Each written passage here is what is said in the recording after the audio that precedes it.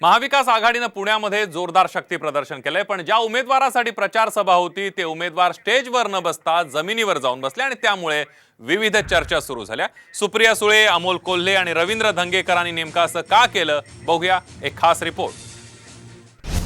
महाविकास आघाडीचे उमेदवार जमिनीवर।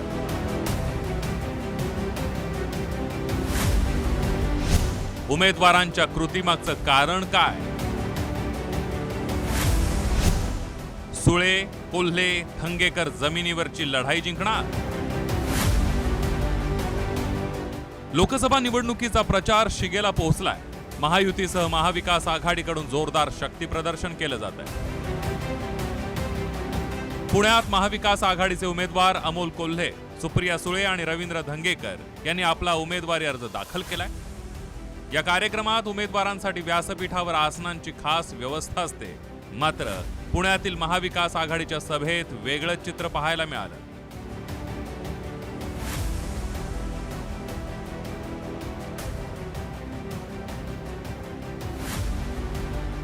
पाहिलं सुप्रिया सुळे, अमोल कोल्हे आणि रवींद्र धंगेकर कसे स्टेज समोर बसले।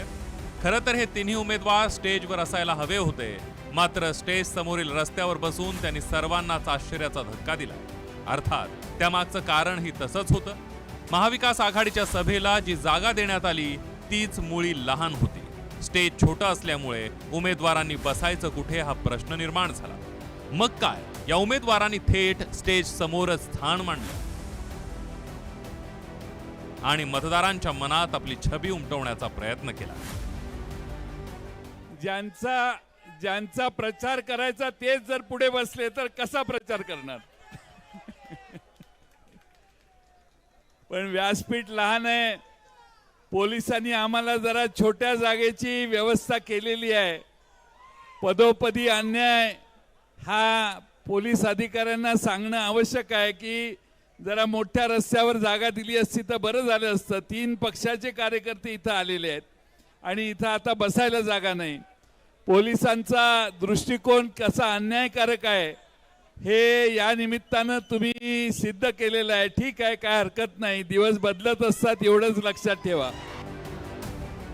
निवडणूक प्रचारासाठी उमेदवार वेगवेगळ्या नामी शक्कल लढवतात। मतदारांना आकर्षित करण्यासाठी काही स्टंटही केले जातात। आता जमिनीवर बसून आपणही जमिनीवरचे कार्यकर्ते असल्याचा सिंबॉलिक प्रयत्न महाविकास आघाडीने तर केला नाहीये ना, असा प्रश्न आहे। मात्र या जमिनीवरच्या नेत्यांना लोकसभेत स्थान मिळणार की जमिनीवरच बसवलं जाणार हे आता पुण्यातली जनताच ठरवेल। ब्युरो रिपोर्ट, साम टीव्ही न्यूज, पुणे।